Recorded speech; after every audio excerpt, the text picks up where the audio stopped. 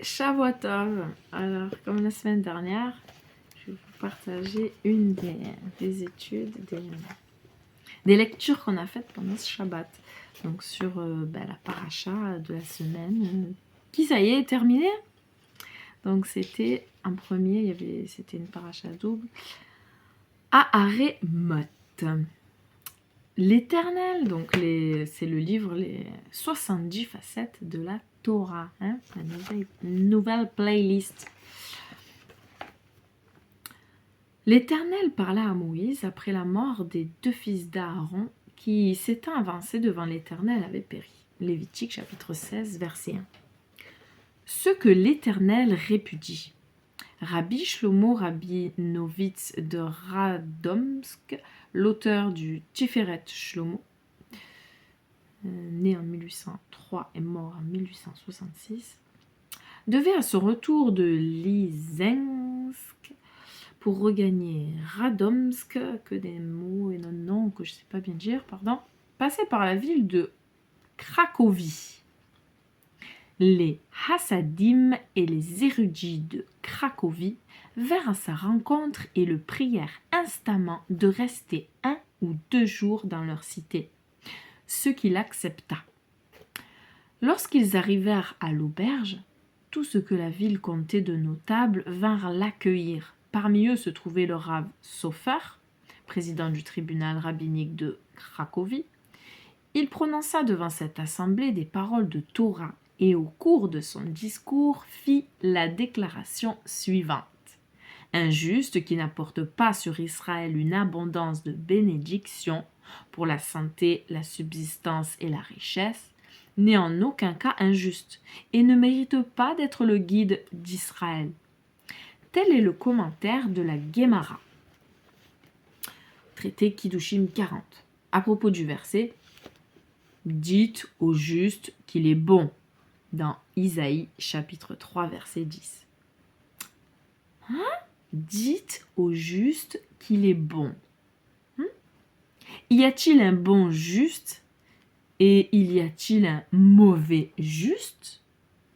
En fait, celui qui est bon envers le ciel et envers les humains est un bon juste, tandis que celui qui est bon envers le ciel est mauvais envers les humains est un juste qui n'est pas bon. Un juste mauvais pour l'humanité, c'est quelqu'un qui n'apporte pas de bien et de subsistance à Israël. Telle fut la faute de Nadav et Avihu. Ils se contentèrent uniquement de leur proximité devant l'Éternel et n'apportèrent en aucune manière le bien et la subsistance à Israël. C'est pourquoi ils moururent, car ils étaient inaptes à être les guides du peuple d'Israël. Après avoir achevé son discours, il demanda soudain au Rav Shimon Sofer. Le révérend rabbin sait-il dans quel but le ciel l'a-t-il nommé à la charge de rabbin de Cracovie? Le Rav resta muet devant ce qu'il venait d'entendre. Rabbi Shlomo Rabinovitz ajouta. Le révérend rabbin pense-t-il qu'il a été nommé ici pour répondre à des questions concernant les choses interdites et permises quant à une cuillère ou une marmite? Il fait erreur. Dans chaque rue, dans chaque ruelle, vivent ici des éducateurs et des guides spirituels, bien plus qu'il n'en faut.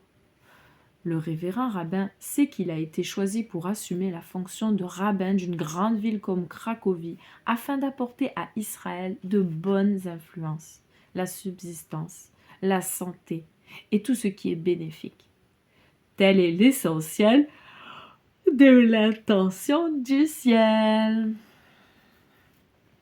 Allez, on passe sur un autre verset.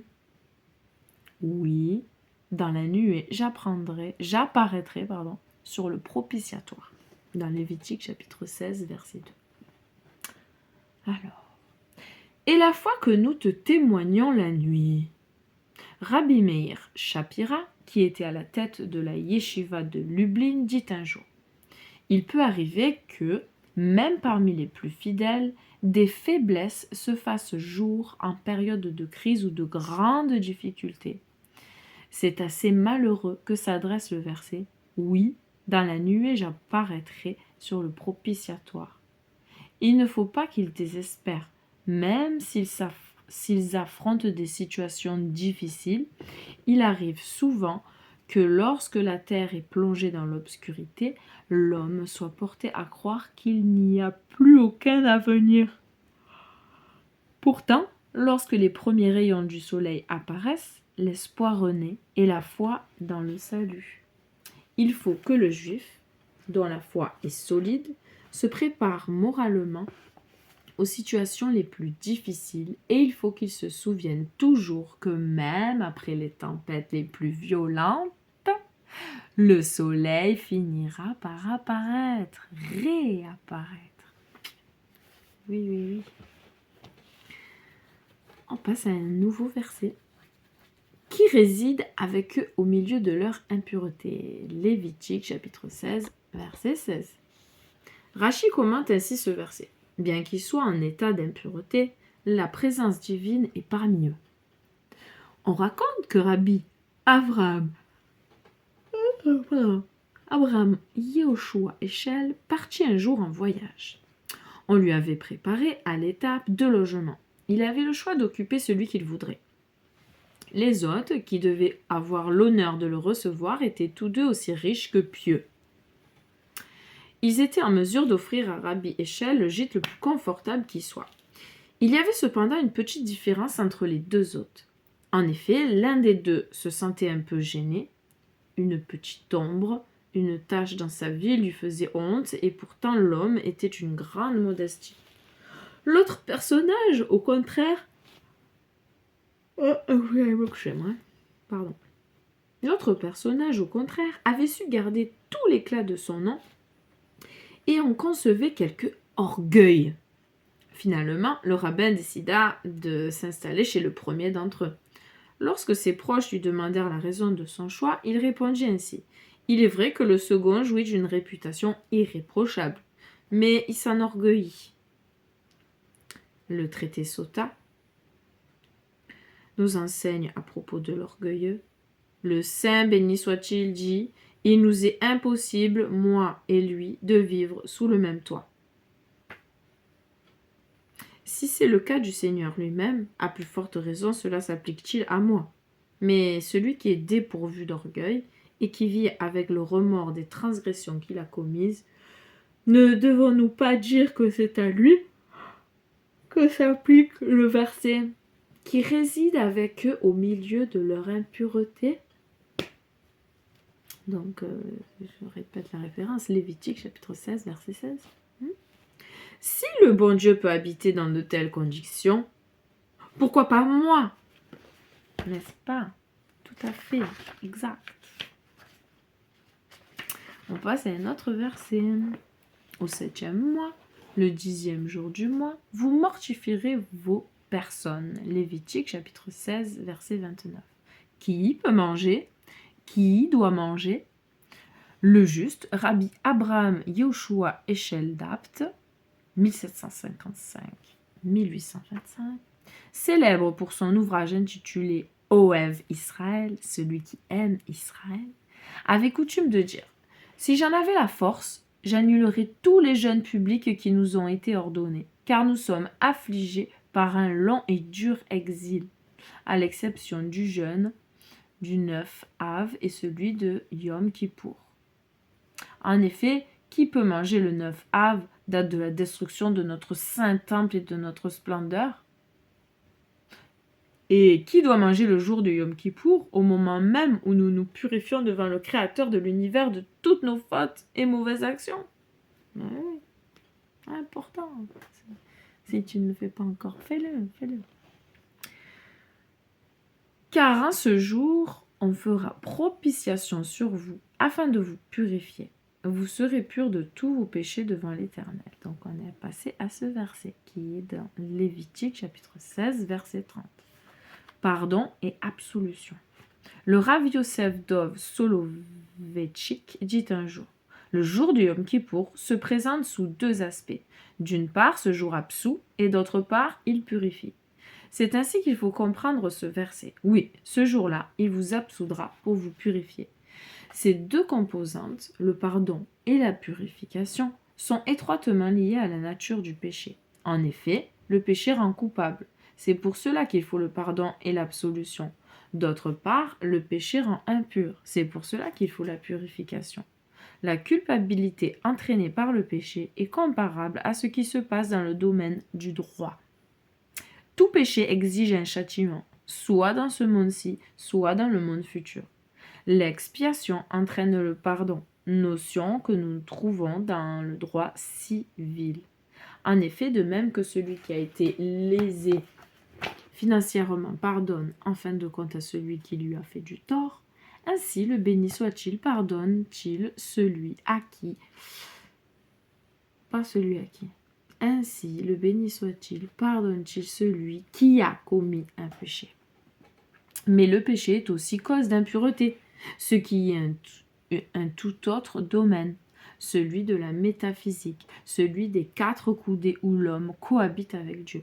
Le péché porte atteinte à la partie la plus intime de l'individu, à son âme, où réside la présence divine. Le Rav Soloveitchik ajoute « Face à Dieu, vous serez purifiés. Le Saint béni soit-il a créé l'homme libre, mais cette liberté ne doit pas être comprise comme un abandon. Au contraire, l'homme reste toujours à l'ombre de Dieu. Il se trouve toujours en présence de la divinité et le lien qui l'unit à son Créateur est éternel. L'homme ne pourra jamais fuir Dieu, car l'âme que le Créateur a déposée en lui est aussi précieuse que s'il l'avait déposée dans le temple même. Amen. La prière qui s'élève du cœur. Le saint Rabbi Lévi Yitzhak de Berdichev, surnommé l'avocat d'Israël, était plongé dans une profonde tristesse un jour de Yom Kippour. Et ceci depuis le début de Kol Nidré jusqu'au milieu de Neila, la dernière prière du lendemain. Mais au milieu de cette prière, son visage s'éclaira soudain et un grand sourire lui vint aux lèvres. La prière terminée, le saint homme dit à ses disciples « J'ai senti que ce jour de Yom Kippour, les accusateurs d'Israël étaient si puissants que l'on aurait pu croire qu'un rideau de fer s'élevait entre Dieu et son peuple. Mais ce soir, vers la fin de Neila, deux femmes se sont entretenues du sens de ce saint jour. L'une d'entre elles dit à sa voisine « Je suis convaincue que nos prières vont nous assurer une année de prospérité. » « D'où tires-tu cette belle assurance ?» lui demanda son ami. « Je suis sûre que si un brigand s'était attaqué à nous et que nous l'ayons supplié de nous épargner, il n'aurait pas pu faire autrement que de nous faire grâce, » lui expliqua la première. Le rabbi s'interrompit un instant, puis il dit « Les paroles si simples de cette femme ont été comme un tonnerre dans les cieux, et elles ont suffi à réduire à néant la voix des accusateurs qui avaient triomphé tout au long de la journée. » Un jour saint entre tous. La section Aharemot décrit avec force détail le service du grand prêtre à Yom Kippour à l'époque du temple. En souvenir du service sacré qui a disparu avant la destruction du temple, les sages d'Israël ont instauré entre la prière de Shaharit et celle du Moussaf de Yom Kippour la lecture du premier chapitre de cette section, chapitre 16, traité Megillah, chapitre 3, Mishnah, chapitre 5. Contrairement aux trois fêtes de pèlerinage, Pessah, Shavuot et Sukkot, Yom Kippour n'est ni mentionné dans l'Exode, ni dans le Deutéronome. Néanmoins, il se voit consacrer un chapitre particulier dans le Lévitique. Le chapitre introduisant la section Haremot dans lequel se trouve le verset définissant l'essence même de ce jour saint entre tous. Car en ce jour, on fera propitiation sur vous afin de vous purifier. vous serez purs de tous vos péchés devant l'Éternel. Lévitique chapitre 16, verset 30. De moi-même j'ai honte. Le soir de Yom Kippour, après la Séouda Mafesek, le dernier repas avant le jeûne, Rabbi Naphtali de Rovchitz pénétra dans sa chambre et ne se rendit pas à la prière de Kol Nidrei. Tous les Hassidim étaient rassemblés dans son Beit Midrash et l'attendaient. Le soleil n'éclairait déjà plus la cime des arbres. L'heure de dire le Kol Nidrei était arrivée et le rabbi n'était toujours pas arrivé. Les Hassidim se tournèrent vers son fils, Rabbi Eliezer. Ce dernier se rendit alors auprès de son père et le trouva en pleurs. « Père, lui dit-il, pour quelle raison pleures-tu ainsi dans ta chambre? Pourquoi n'es-tu pas allé à la maison d'études ?» Malheur à moi, répondit Rabbi Naphtali en sanglots. J'ai honte d'entrer dans le Beit Midrash. Des centaines de Hassidim m'y attendent. Ils croient que je suis un homme juste et pur, mais moi, je sais quelles sont mes actions. Chaque jour de l'année, je prends sur moi devant le Créateur de faire mon repentir complet et de changer mes actions pour le bien. Une année est passée et je ne me suis pas repenti. J'ai promis devant l'Éternel que pendant les 10 jours de repentir, j'examinerai ma conduite et cesserai de fauter. À présent, à la veille de Yom Kippour, au coucher du soleil, je sais que je ne suis pas encore repenti. Je ne suis pas encore repentante. Et à nouveau, Rabbi Naphtali éclata en sanglots. Son fils, Rabbi Eliezer, lui dit « Père, viens avec moi au Beit Midrash. J'ai la certitude que maintenant tu accompliras un repentir parfait. » Après les abjurations et les assurances de son fils, Rabbi Naphtali entra dans son Beit Midrash et commença la récitation de Kol Nidrei.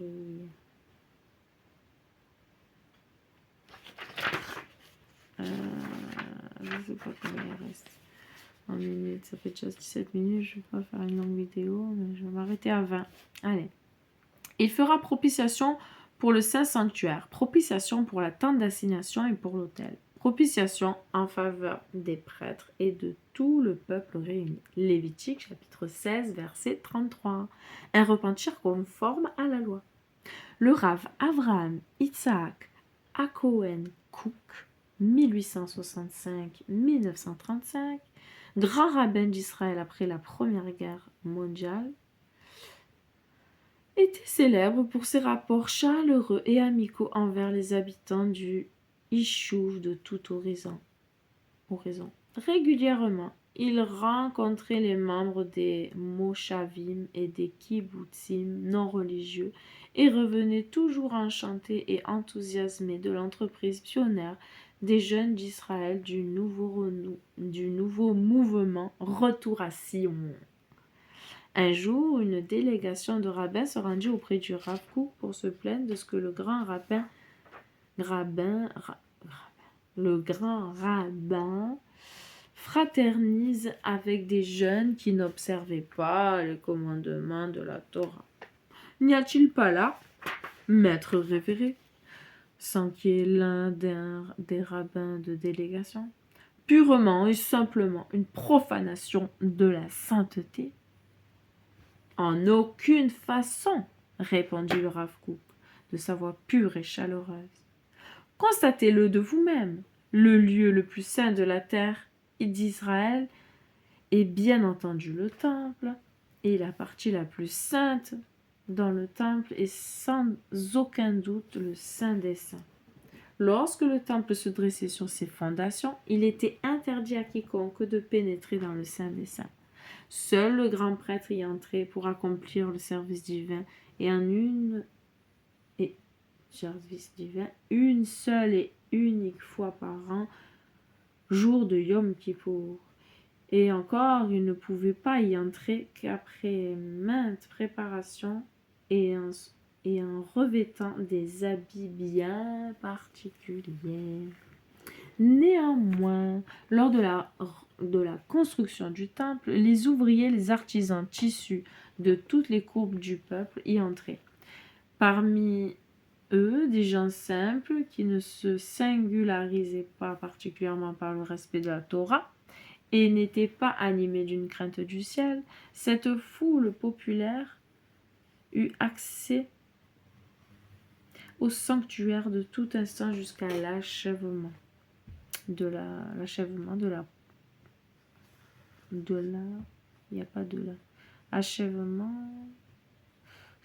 construction du temple, pardon. Il en est de même aujourd'hui des jeunes pionniers qui bâtissent l'édifice de notre pays et entreprennent une œuvre sainte. Nous devons par conséquent nous comporter à leur égard avec beaucoup plus d'amour, selon la conception de la main gauche repousse et de la main droite rapprochera. Et je ne ferai pas la dernière. Ouais, il reste qu'un verset, 2 versets, mais ça fait déjà 20 minutes plus 21, donc j'arrête là. Voilà, soyez bénis. Shalom, shalom.